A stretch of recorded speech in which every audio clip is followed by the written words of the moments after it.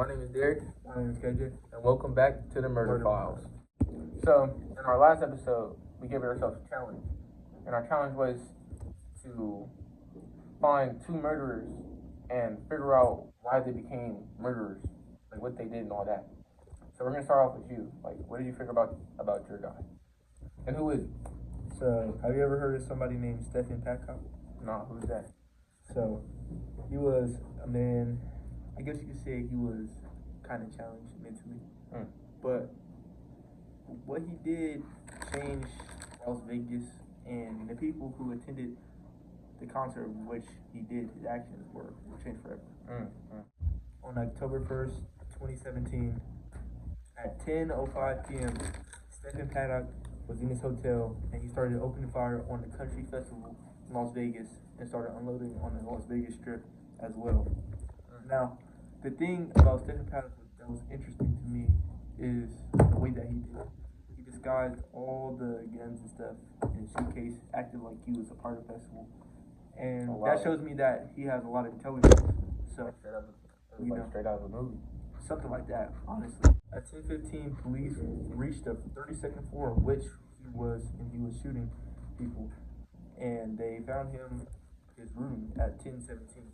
He was later found dead by the police at 11:20, according to Wikipedia.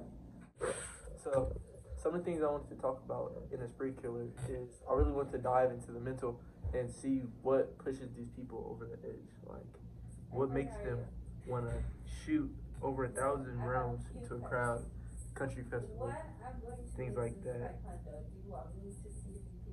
So in the early life of Stephen Paddock, he was, I guess you could say, a genius. But his past was still trouble. His father was on the FBI list, FBI most wanted list for robbing a bank, which is crazy. Which is so crazy. And he's only 7 years old at this time, so he's at a young age. So he's understanding.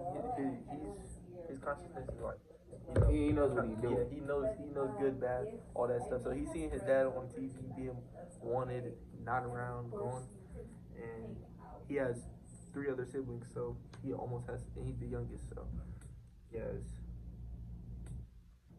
not really a lot of people to look up to, I guess you could say. 1977 to 1979, for the second time, from 1985 to 1990, both marriages in Los Angeles County. Family members say that he stayed on good terms with both his ex-wives. So, he's been divorced twice, which could probably play even more into his mental going down. Leading up to the shooting on October 2016, between October 2016 and September 28, 2017, he purchased over 55 firearms. Why didn't they think about it? Yeah, like how you gonna after 55? Wait, it's not funny. Purchased 55 firearms, bro. That's crazy. And it says prior to that, he had purchased 29 before that. So that's even more firearms. You would think that the cops or FBI will, or something like the gun owner. This guy's getting a lot of firearms. And guess where he got it from? Where? The Bureau of Alcohol, Tobacco, Firearms, and Explosives. This is real. It's not it, bro. No, this is crazy. But yeah, what do you have to say about that? Well, I'm only hearing the story so far, and I think it's crazy that they got to get so many firearms. Especially we should be having more restrictions on that. Because why are you buying so many firearms? What's the reasoning? Yeah, that's okay. Special guest, the GOAT. Alright, what's your take on that? Yeah, I think that's kind of crazy.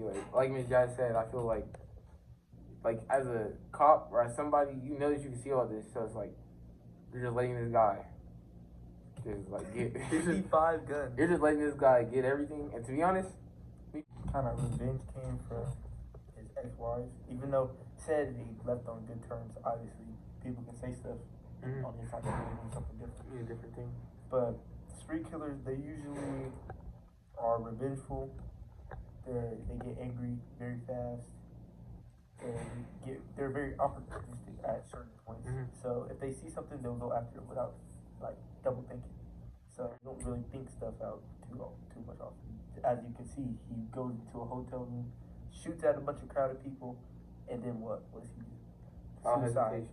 Suicide. That's the only way out. So he had already had his own plan. He can't think of anything else to do, so that's what he does. Lack of empathy or remorse. As you can see, he injured 817 people. He killed 60. Obviously, I think he was trying to get as many as possible. So 60, he probably wasn't even what he was going for. Could have been going for like the whole play. Exactly. Stephen Paddock dealt with a lot of anger and frustration, and I feel like that's one of the key reasons, as well as him being a gambler living in Las Vegas, which I guess you can see how those things add up. But his motive, I feel like we never really know. We can make assumptions and things like that, but I feel like the thing with his dad could just put yourself in this situation. You seen your dad, FBI when it was on TV, cops are after him. Police are always in and out your house looking for him, seeing if he's hiding or stuff like that. Just imagine what that would do. Obviously, I'm not saying you would, do the things you did after, but just think about that. Put yourself in that perspective. Yeah, man, that would be crazy. Yeah, that's crazy, bro. He had significant gambling laws. Gambling as a source of income. That's like that rage factor, like. Yeah. He was probably really mad, like, he probably went into debt, and then he was like, I got nothing left to lose. Yeah, nothing left to lose, that rage factor. He started using gambling as an income, so he didn't have a job. So he's losing money, and then also trying to get money to get somewhere, which is not going to get him anywhere. That's probably why he just, probably one day lost it all, said, and he got really suicidal probably, and he was like, if I'm going out, people coming out with me. Under the influence. And due to his excessive aggressiveness out of nowhere and like short temper, it's theorized that he could have had undiagnosed bipolar. Thanks to Miss Lindsey, psychology, bipolar is a disorder associated with episodic mood swings ranging from depressive lows to manic highs. Oh, I get it. So that means like they could go from like being like damn near suicidal to being like, I'm the king of New York, super happy. Like that.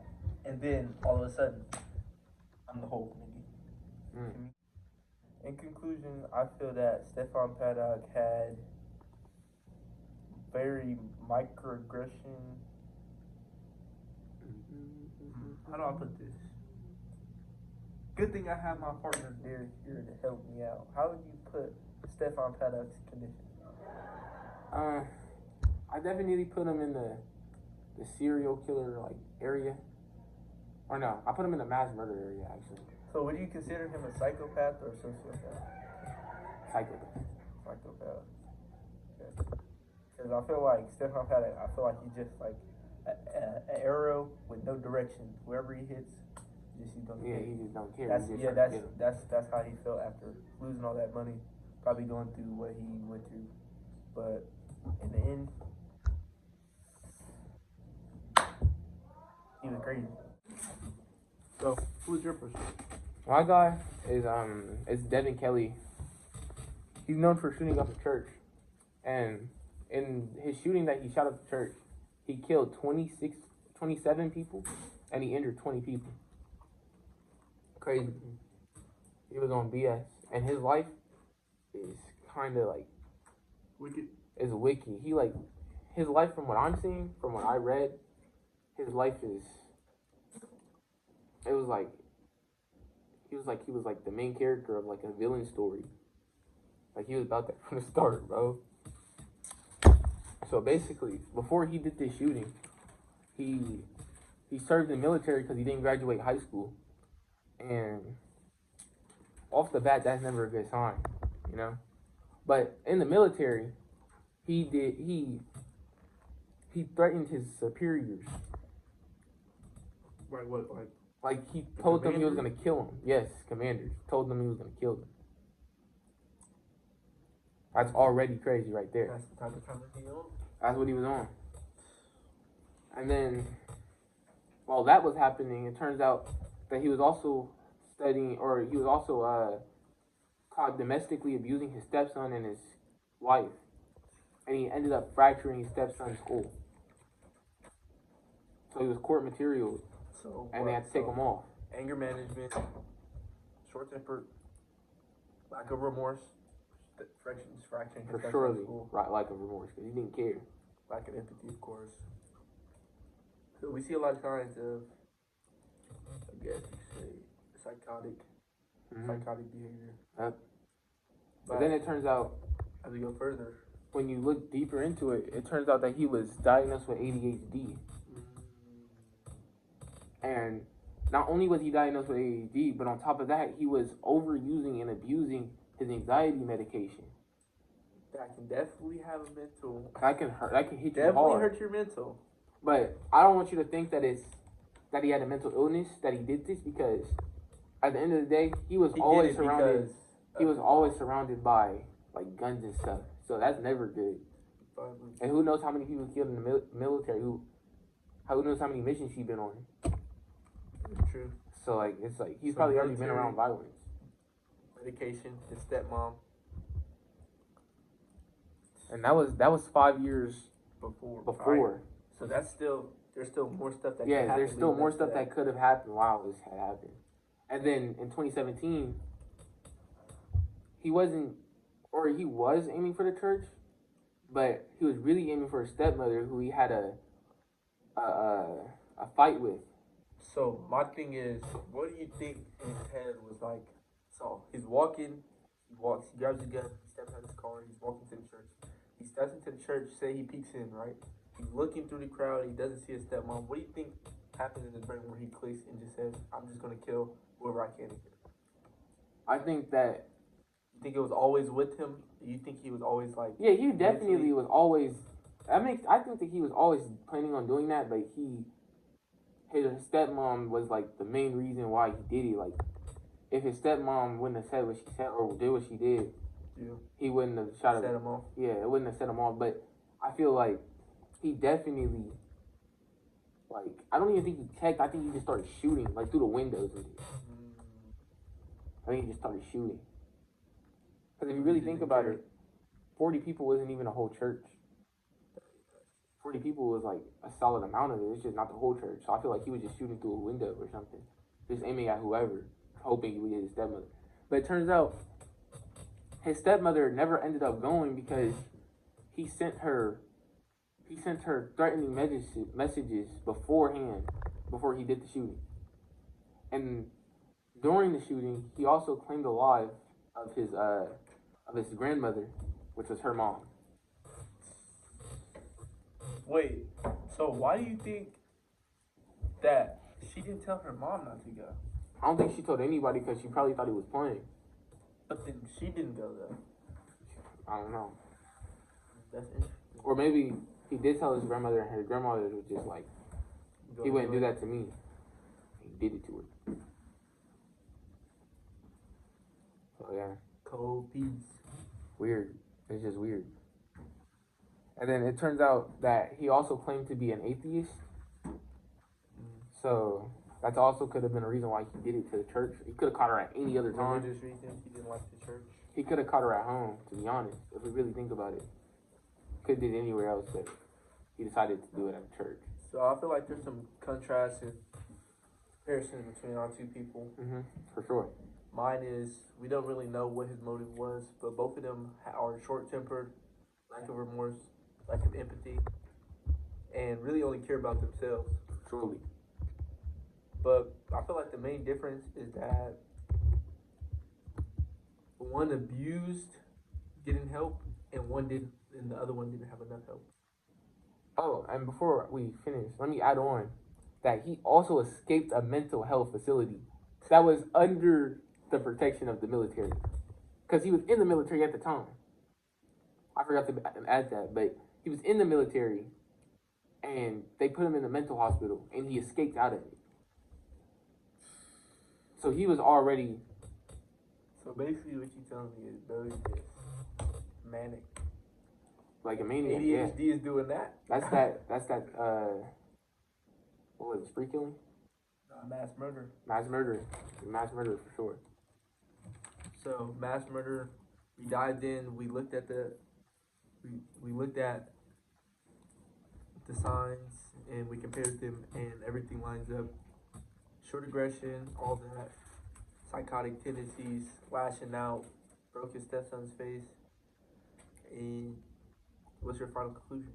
I think that he definitely, I want to say a sociopath, but he might just be a psychopath. But I want to say a sociopath. So you think he had another underlying mental illness or just ADHD? I think that he had to have had more than just ADHD. Because maybe he had like bipolar. Nobody really knows because it's the human brain. Only he knows. So it's like, he's gone. But then you have moments where he breaks out of the mental hospital. So obviously, he's in a mental hospital for being crazy, but obviously he's smart enough to know how to get out.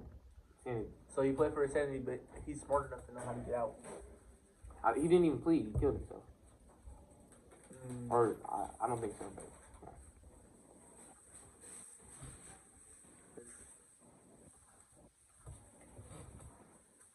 But, Before But yeah, I think that's enough for this episode. Once again, I'm Derick. I'm KJ. This is the Murder Files.